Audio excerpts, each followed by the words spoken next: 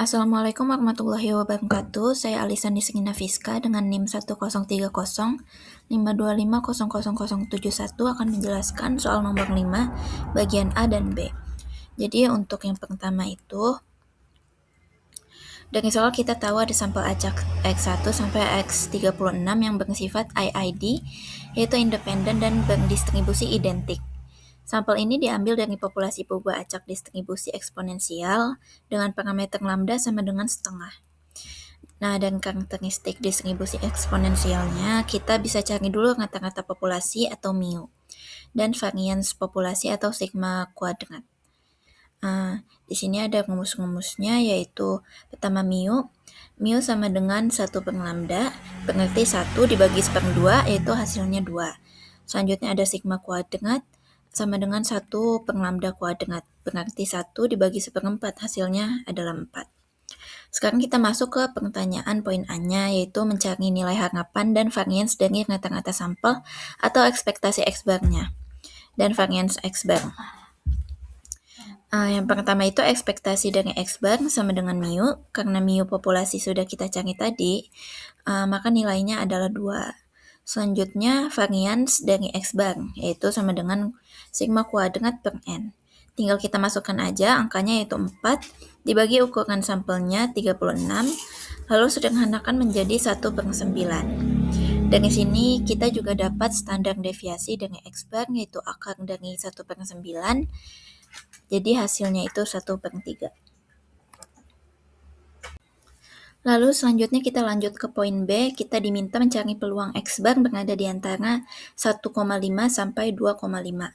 Karena jumlah sampel kita ini cukup besar, yaitu N36, maka sesuai dengan teorema limit pusat, kurva distribusi rata-rata sampelnya akan mendekati distribusi normal, jadi kita bisa ubah nilai X-bar ini ke dalam bentuk skor Z atau distribusi normal standar.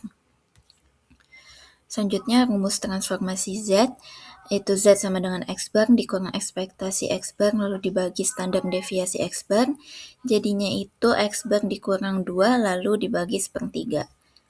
Selanjutnya kita cari nilai Z untuk masing-masing batas. Untuk batas bawah Z1 sama dengan 1,5 dikurang 2 dibagi 1/3, hasilnya minus 0,5 dibagi 1/3, yaitu minus 1,5. Untuk batas atas, Z2 sama dengan 2,5 dikurang 2 dibagi 1/3, hasilnya 0,5 dibagi 1/3, yaitu positif 1,5. Berarti sekarang kita mau mencari peluang Z berada di antara minus 1,5 sampai 1,5. Untuk peluang Z kurang dari atau sama dengan 1,5 dikurang peluang Z kurang dari atau sama dengan minus 1,5. Untuk tahu nilainya, kita bisa lihat dari tabel distribusi normal standar atau tabel Z. Di tabel Z, nilai untuk Z yaitu 1,5 sama dengan 1,5 adalah 0,9332. Untuk nilai Z sama dengan min 1,5 adalah 0,0668. Terakhir kita tinggal kurangkan saja, 0,9332 dikurangi 0,068. Hasilnya adalah kita dapat 0,8664. Jadi kesimpulannya, peluang rata-rata sampel berada di antara 1,5 dan 2,5 adalah sebesar 0,8664 atau sekitar 86,64%. Sekian, terima kasih. Berikut adalah penjelasan dari saya dan rekan saya. Semoga terdengar jelas dan tulisannya terbaca dengan jelas. Terima kasih. Assalamualaikum warahmatullahi wabarakatuh. Assalamualaikum warahmatullahi wabarakatuh. Perkenalkan, nama saya Adianda Anastasia Firsa. Di sini kita akan membahas soal nomor 8. Nah, di sini itu kita memiliki sebuah permasalahan tentang kebiasaan belanja keluarga di 2 minimarket, yaitu A dan I.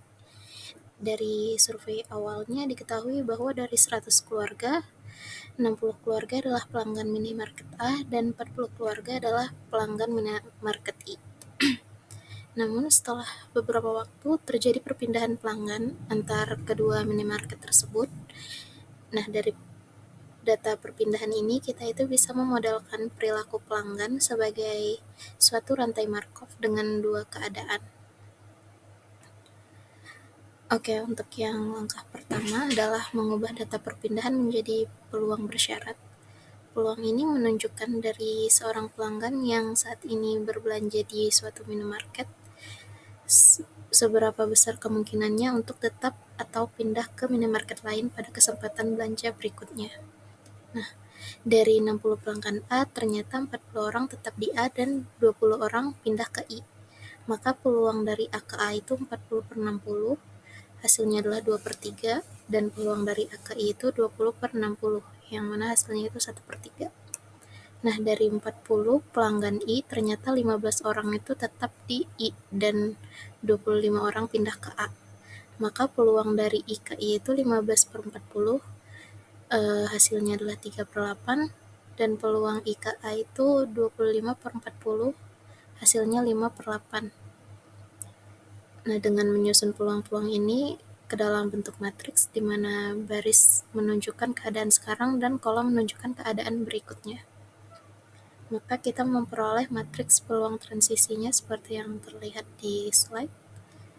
Nah, matriks ini menjadi dasar untuk semua perhitungan selanjutnya.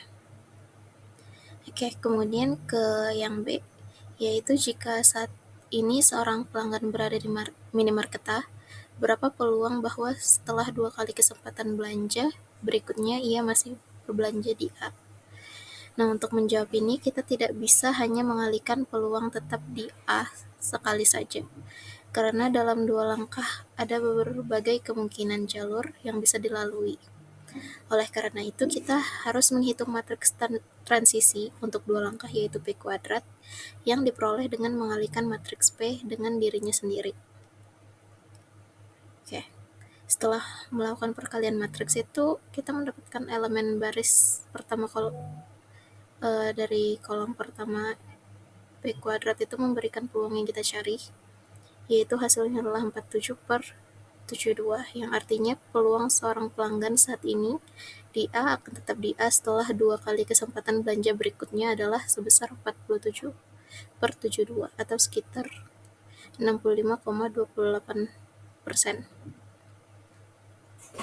Kemudian yang bagian C, kita diminta untuk menghitung distribusi pelanggan secara keseluruhan setelah 2 langkah waktu. Distribusi ini adalah vektor yang menunjukkan proporsi pelanggan yang diperkirakan berada di minimarket A dan di minimarket I setelah 2 kesempatan berbelanja. Untuk mendapatkannya, kita membutuhkan 2 hal, yaitu vektor distribusi awal, proporsi pelanggan mula-mula dari data awal itu 60 dari 100 keluarga, ada pelanggan A, dan 40 dari 100 adalah pelanggan I, sehingga vektor awalnya adalah 0,6 dan 0,4. Kemudian kita juga membutuhkan matriks transisi 2 langkah P kuadrat yang sudah kita hitung sebelumnya. Nah, setelah melakukan perhitungan, maka diperoleh 313/480 dan 167/480. Dan jika diubah ke bentuk desimal, kira-kira menjadi 0,6521 dan 0,3479. Ini berarti setelah 2 kali periode belanja, diperkirakan sekitar 65,21% keluarga itu masih atau akan menjadi pelanggan minimarket A, sedangkan 34,79% lainnya itu menjadi pelanggan minimarket I. Hasil ini masuk akal karena peluang tetap di A dari awal sudah cukup tinggi, sehingga secara keseluruhan proporsi pelanggan A cenderung tetap dominan meskipun ada perpindahan. Sekian yang bisa saya jelaskan. Terima kasih.